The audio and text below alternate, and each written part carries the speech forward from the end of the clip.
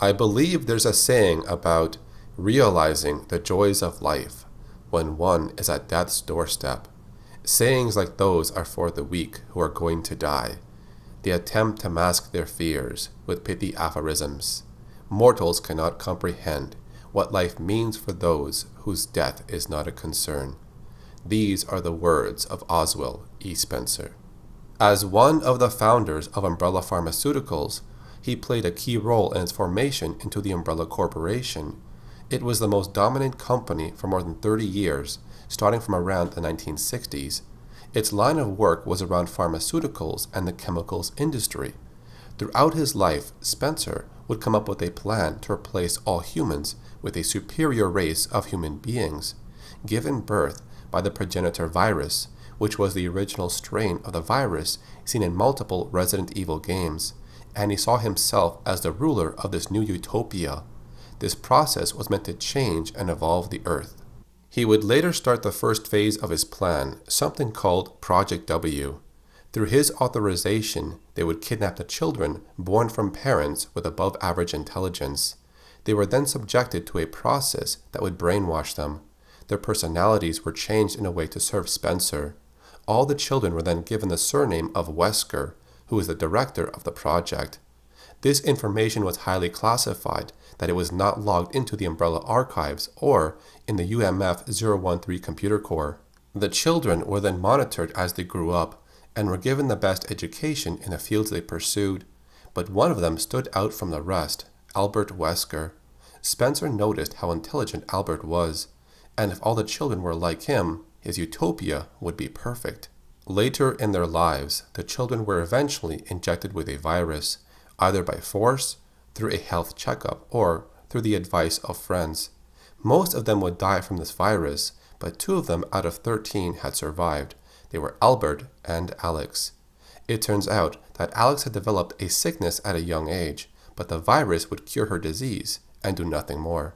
But the virus had a different effect on Albert. This process was meant to weed out the more gifted children.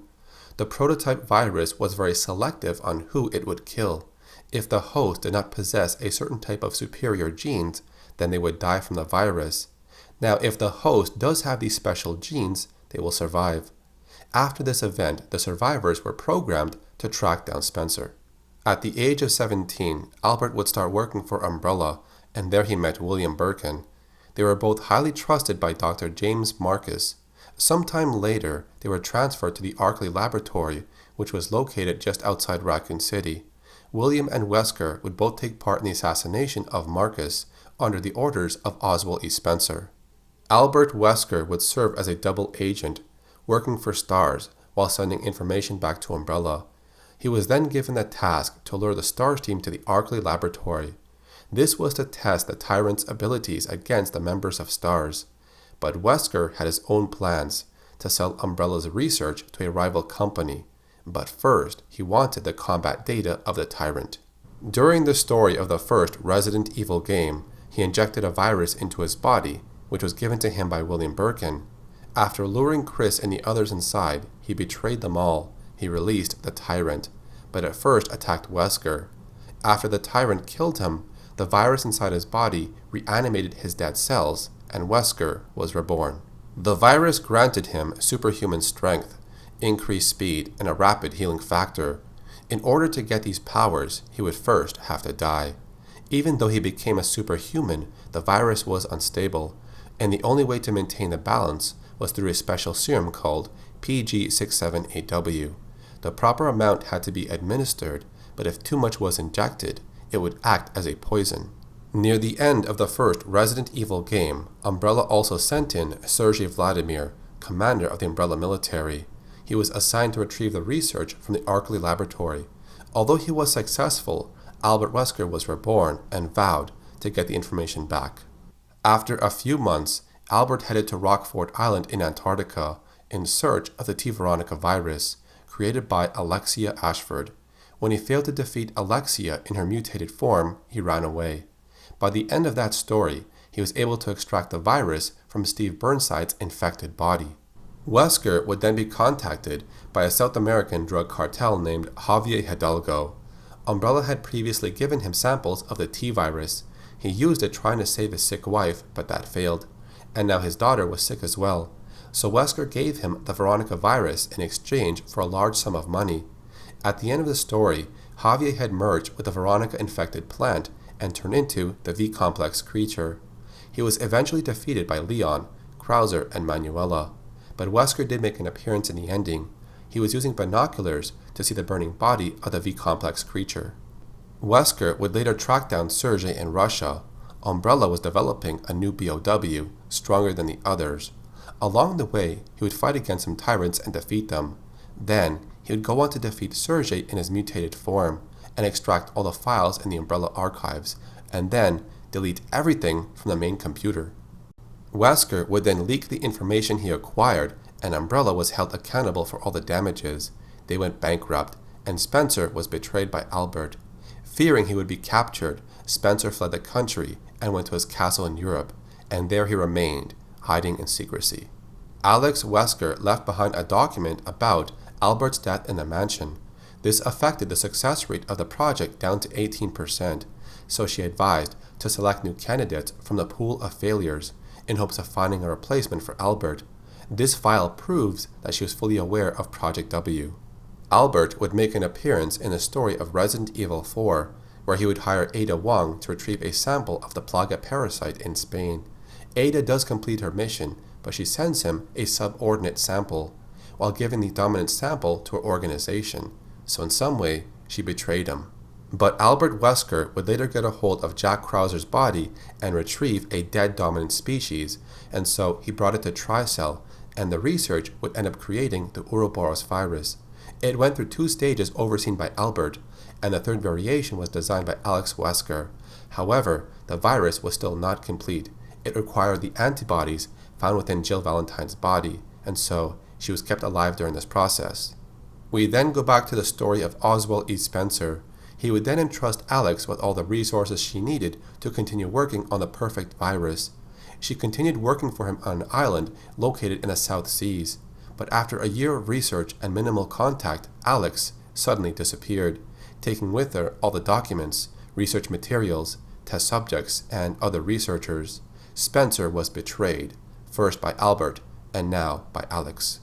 Albert would later track down Spencer to a castle in Europe. While Spencer is dying from old age, he tells Albert, "I was to become a god, but now my candle burns dimly. Isn't it ironic, for one who has the right to be a god will face his own humanity?" Spencer also mentions that Albert was manufactured in some way to be an evolved being on Earth, but unlike the others before him, Albert was the only survivor of Project W. Perhaps Spencer just implied who survived the mutation process without any side effects, because Alex also survived, but remained as a normal human. At least, that's what we were told. Spencer's plan was to create a virus that would save his life, to cure him and grant him immortality. He believed his destiny was to rule over mankind, but his withering body was far beyond repair. Time had consumed him. He saw his age as a disease. His own humanity is what ravaged his body. Therefore, he did not become a god. The key to immortality was in the virus manufactured by Umbrella. It has the ability to suppress telomere shortening, which negates the function that limits cell division. But in his current state, Spencer was doomed to die. Albert says to him, "The right to be a god, that right is now mine." Spencer then dies at the hand of Albert. We later get to understand the reason of why Albert wants to release the Ouroboros virus upon humanity. He says that with each passing day, humans are one step closer to self-destruction. I'm not destroying the world, I'm saving it. And when this brings about a new genesis, he will be its creator. He believes in natural selection, where the weak must die and the strong survive. Humans have escaped this winnowing for far too long. The combined efforts of Chris and Sheva end up stopping Albert's plans and crashing his plane on a volcano.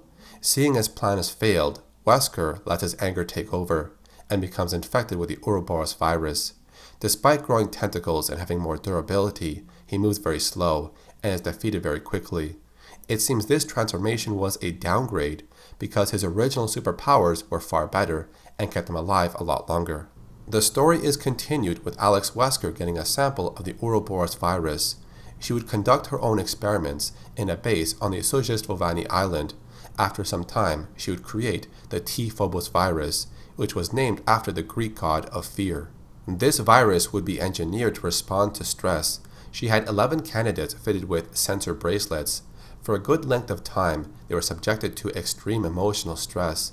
3 of them would die in this procedure, while the other 8 would mutate uncontrollably. They were deemed as failures since they could not control their fear, and so they were disposed of. The T-Phobos virus was designed in a way that its mutation could be controlled. It reacts to the host's mind and emotions. If they do not experience fear and panic, the virus will not cause them any harm. Later in the story, we learn that Alex is sick from an illness. She knows that a mutation will not save her life, so she plans to copy her consciousness into the body of Natalia Korda, who she kidnapped and brought to her island. Natalia is injected with the T-Phobos virus, and a bracelet monitors her fear and mutations. The process would take 6 months to complete, so Natalia's body is put to sleep beneath the facility. Alex is later confronted by Claire and Moira on her island, and she tells them that her brother, Albert, used death as his salvation. She plans to take her own life and surpass him. She shoots herself and dies, but later on we learn that she survived. The virus inside her, which made her sick, is also what saved her from death. She is brought back to life, but is now changed. Her physical appearance is now of a monstrous hunchback. 6 months later, Natalia awakens from her sleep. Around the time Barry Burton arrives to the island in search of his daughter Moira. Unsure of what to do with the little girl, Barry lets her tag along and they work together. When Alex sees Natalia, she notices the young girl has not mutated. Her jealousy and anger grow. She now hates Natalia. Why has Alex's body become so ugly, so wretched and deformed, while Natalia is unaffected and retained her youth?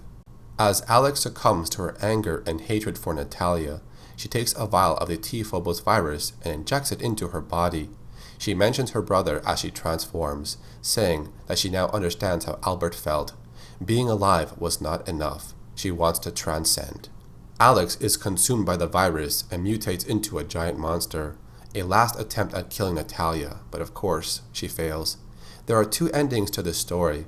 The bad ending has Alex Wesker's personality awakening within Natalia.